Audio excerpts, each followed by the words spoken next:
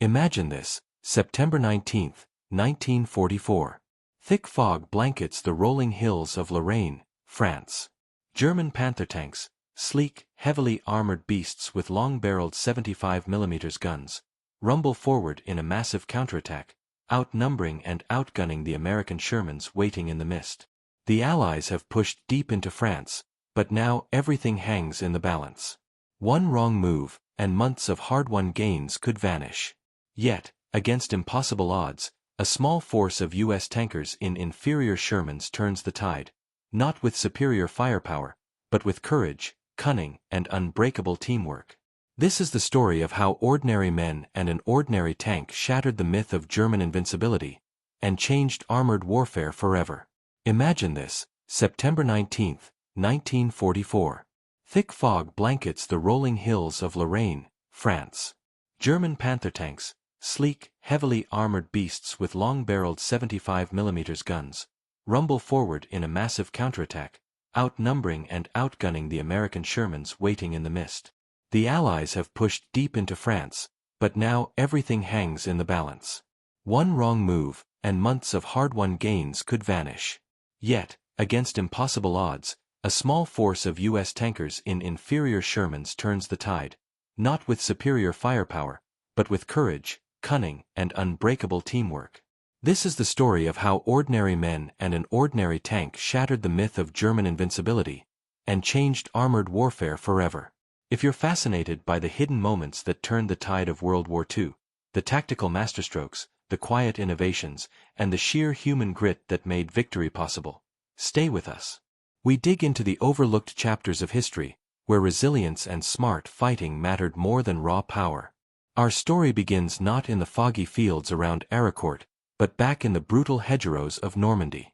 By late July 1944, Operation Cobra had blasted open a gap in the German lines, letting American armor flood across open ground for the first time since D-Day. Tank crews tasted the rush of speed and momentum, the Sherman's true calling, fast exploitation, relentless pursuit, and advances that could outrun any enemy. But beneath the excitement lay a harsh truth. In those tight Norman lanes, U.S. tankers faced a nightmare. German Panthers and Tigers that could strike from ranges where Shermans couldn't even fire back. Reports poured in, 75mm shells bouncing harmlessly off sloped Panther armor at 600 yards, while the enemy's long 75mm guns punched through Shermans from over a mile away. The Panther became a symbol of dread, a technological gap that threatened to stall the entire Allied advance. High Command felt the pressure. Major William Dwight Eisenhower, no relation to the Supreme Commander, sent urgent reports highlighting the Panther's sloped armor that deflected shots like magic. At Supreme Headquarters, General Dwight D. Eisenhower himself grew alarmed.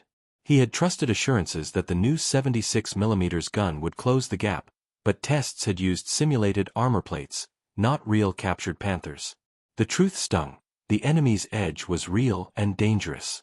Eisenhower didn't hesitate. He ordered every captured German tank shipped back for intense study. Teams measured angles, tested penetration, and pulled apart components. What they found shocked them. Intelligence had wildly overestimated German production, guessing 1,400 tanks a month when serial numbers revealed only about 255. But each one was a killer. A 45-ton machine with 80mm frontal armor sloped to an effective 140mm thickness, and a gun deadly accurate beyond 2,000 meters. The Sherman? 30 tons, 51mm armor, and a shorter-ranged gun. Numbers don't win wars. People do. Enter General George S. Patton, whose Third Army lived by adaptability. A former cavalryman turned tank visionary, Patton knew the Sherman's weaknesses but loved its strengths: rock-solid reliability, easy maintenance, and overwhelming numbers. He insisted that tank-on-tank duels were avoidable. Real victory came from combined arms, infantry shielding flanks, artillery blasting paths, air power ruling the skies. By early September, Patton's men had raced 400 miles across France, stunning the Wehrmacht. But supply shortages, diverted to Montgomery's Market Garden, halted them at the Moselle River. Germany seized the chance. Under General Asso von Manschufel, the 5th Panzer Army massed 250 tanks, including fresh Panthers, for a counterstrike. The storm hit near the quiet village of Arracourt. On September 18, green German crews in fog-choked dawn charged forward. Their Panthers, plagued by fragile transmissions and underpowered engines, bogged down on muddy roads, breaking down after short marches. Facing them, Colonel Bruce C. Clark's Combat Command A, 4th Armored Division, fewer than 90 Shermans, but crews hardened by Normandy. They had superior radios for instant coordination, scouts mapping every enemy move, and mastery of the terrain. High ground gave clear fields of fire, low areas trapped attackers. When the first Panthers emerged from the mist, Americans held fire until perfect range. Sergeant Lafayette Poole, a legend in the 32nd Armored Regiment, showed the way. Spotting a column, his crew flanked fast, exploiting the Panthers' thinner 40mm side armor. One well-placed 75mm round ignited ammo racks, turning the beast into fire. Radio-synced follow-ups from his platoon claimed more. Artillery roared in with pinpoint accuracy, shattering formations. Infantry cleared anti-tank guns, while P-47 Thunderbolts strafed reinforcements when the weather cleared. This perfect coordination turned a desperate defense into a rout. Over 11 days, the Germans lost 86 tanks destroyed, 114 crippled, against just 25 American tanks lost in key fights. Deeper lessons emerged. U.S. logistics kept Shermans at 85% readiness, while German rates hovered below 50% from parts shortages. American crews had initiative, Germans followed rigid orders. Even superior German optics couldn't fix disorganized attacks. Eisenhower devoured the after-action reports, meeting with Patton and Bradley.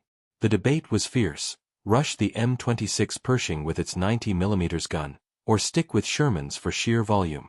Patton pushed the latter. Shermans crossed bridges easily, sipped fuel, and repaired quickly.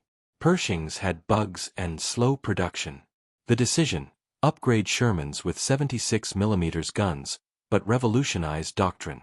New rules: avoid head-on fights, seek flanks, integrate support, strike with intelligence. Patton drilled this into 3rd Army: recon-led advances, artillery prep, flank exploitation. These lessons shone at the Metz siege in October.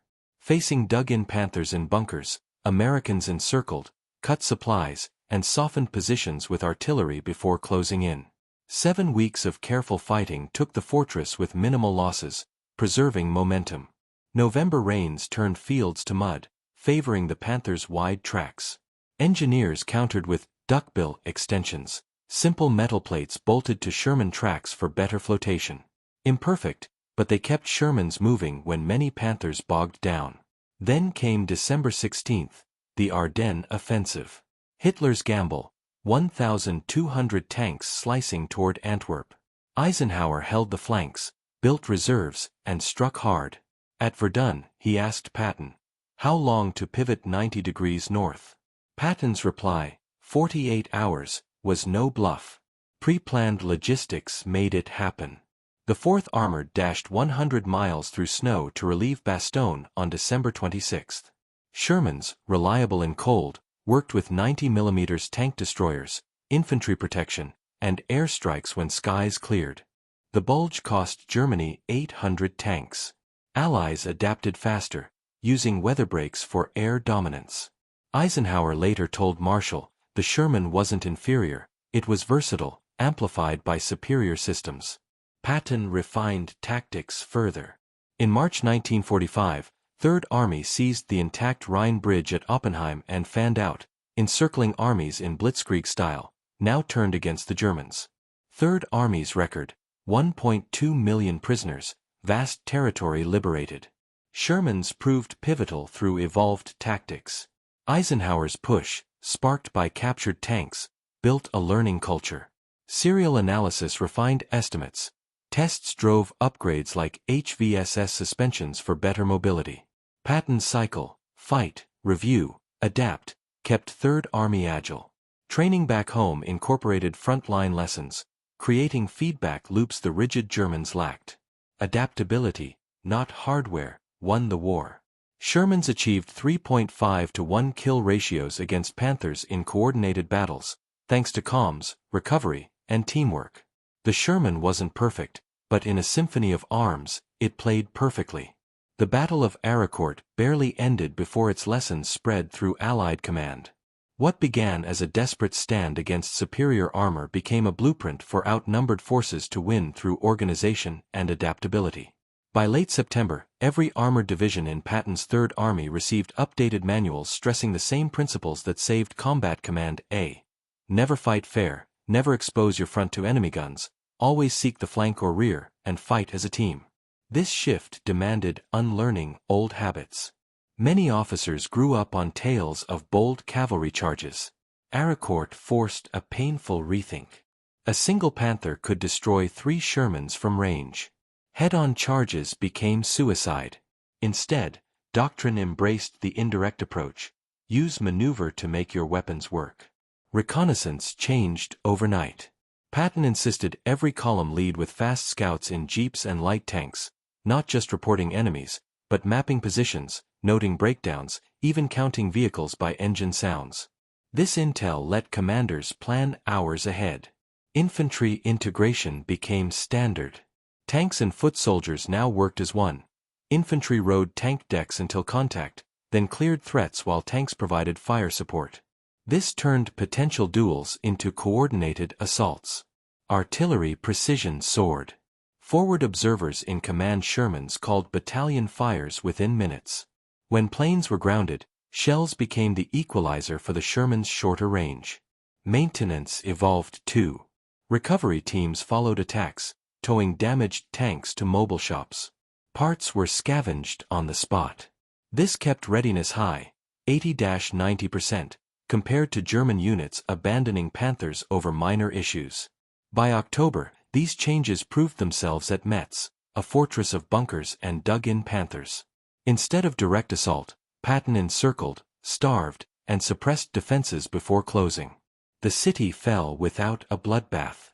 Metz showed Arracourt's lessons scaled to massive operations.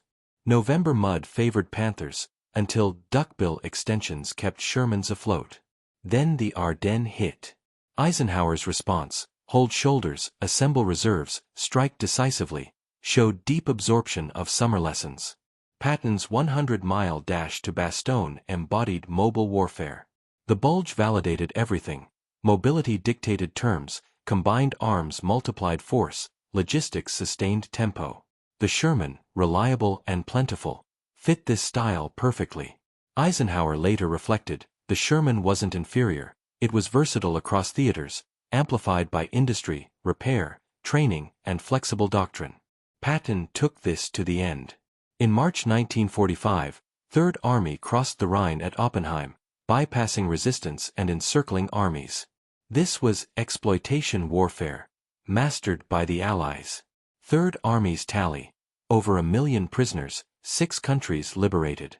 The Sherman wasn't the best tank, but it was good enough, produced in numbers, and wielded by men who learned to maximize every edge.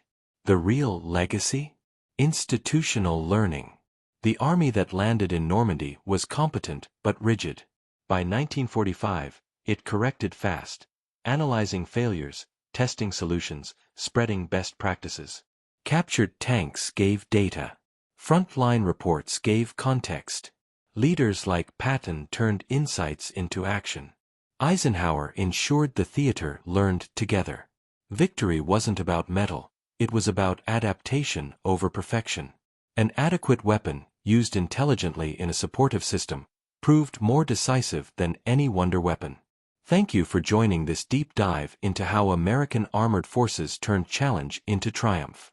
If these tales of evolution, leadership, and courage resonate, please subscribe. We keep uncovering the overlooked stories of World War II, the innovations forged in battle, the sacrifices that bought them, and the timeless truths about what it takes to win. History remembers those who adapted, learned, and prevailed.